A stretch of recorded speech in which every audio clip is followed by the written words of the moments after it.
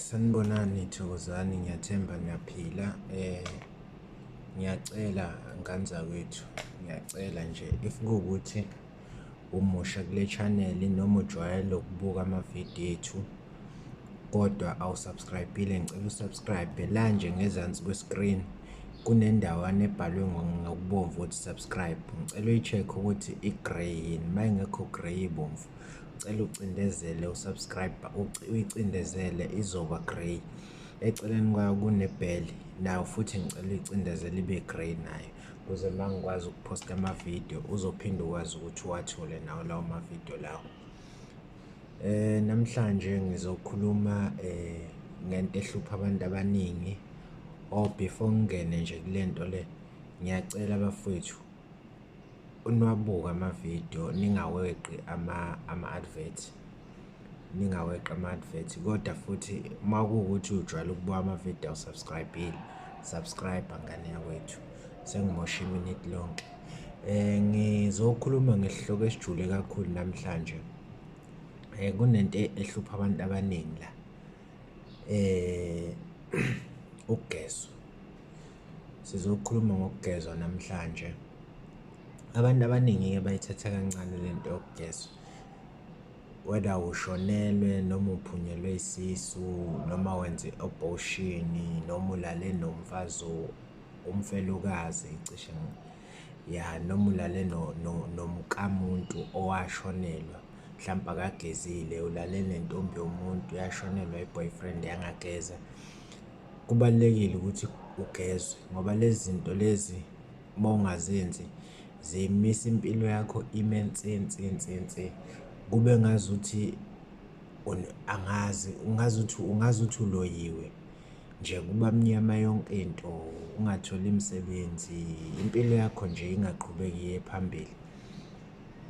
So-ke zingane zakwethu, ngiyaye ngithi kubaluleke kakhulu ukuthi umuntu egezwe, kubalulekile ukuthi ugezwe.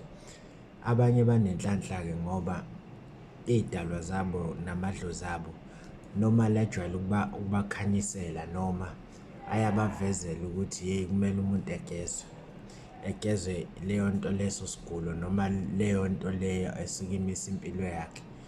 Kwesinye isikhathi kuyenzeka umuntu uthole ukuthi uphupha ugeza emanzini acwebile, uphupha ugogodizene nekugeza mhlampe emfuleni, empophomeni, olwandle, uphupha uy'thela ngamanzi eshawa, amanzi kampompi, uyabo, uphuphe bekunika ubulongo benkomo uthi uhamba ogeza ngabo.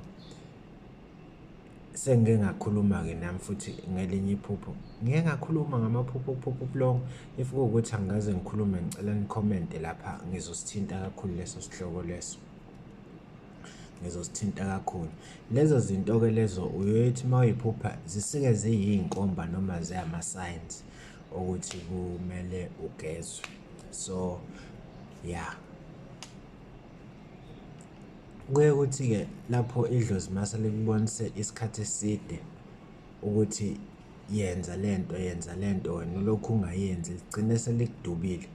Ilapho uthola ukuthi khona awusabi ney'bonakalisa ebusuku, awusaphuphi kodwa ubuphupha, usukela abantu uthi uloyiwe, kuvele kuvaleke nje yonke into yakho. Kwesinye isikhathi-ke, sorry kakhulu ngalokho, umuntu ongiphazamisile la. Kwesinye isikhathi umuntu uye ethi mina hhayi bengiphupha, mina angisaphuphi manje, bengiyibona into njengoba injalo ebusuku angisayiboni manje. Uthole ukuthi idlozi selivele lakuduba ngoba awulilaleli idlozi malikhuluma. So kubalulekile ukuthi ugezwe. Into uma uyiboniswa idlozi nje uyayenza, uyabo, noma yini oyiboniswa idlozi yenze ukuze ugweme iy'nkinga.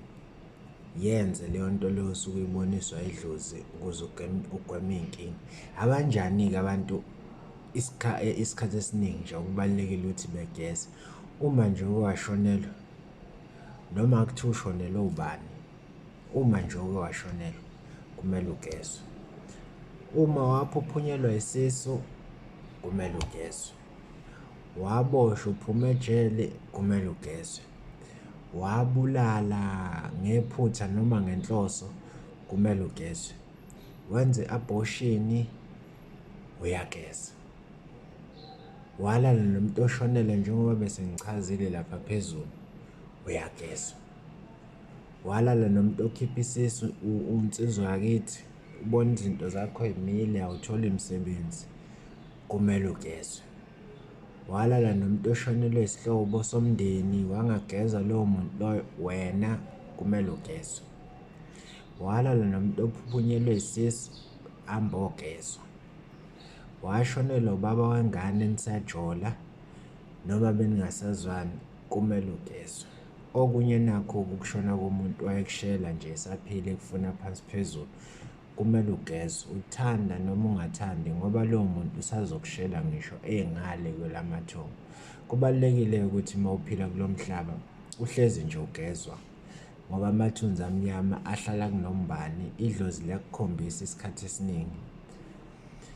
Kodwa-ke ngoba yini-ke phela-ke anilaleli, ngifuna ukutshela yonke into. Hhayi, lalelani idlozi lenu, umuntu akalalela idlozi. Idlozi lakho ngeke lakudukisa, melifikile nje lakukhomba into, sukuma uyenze, uzobona. Izinto zakho zizokhanya, izinto zakho zizoba mhlophe, izinto zakho zizohamba kahle. Into ezongiphusha ukuthi nginenzele amanye amavidiyo ikhona ukuthi kukhule i-channel, ngoba nami kodwa ya into ezongiphusha ukuthi ni-like, ni-share, ni-subscribe, nikhulise i-channel, ngizonenzela-ke amanye amavidiyo. Kodwa-ke ngoba kani-like, ani-share, ani-comment, kodwa ama-views ayakhomba ukuthi niyawabuka amavidiyo. Nami ngizothi ukuhoxa kancane ekunenzeleni amavidiyo-ke. Ngizowenza uma sekuthanda mina, ngoba okwamanje ayikho into engiphushayo ukuthi ngenze amavidiyo, sengehlela ngezansi. Inamba yami ka-WhatsApp 07490124457. Ayiphinde ibonane ngelinye ilanga.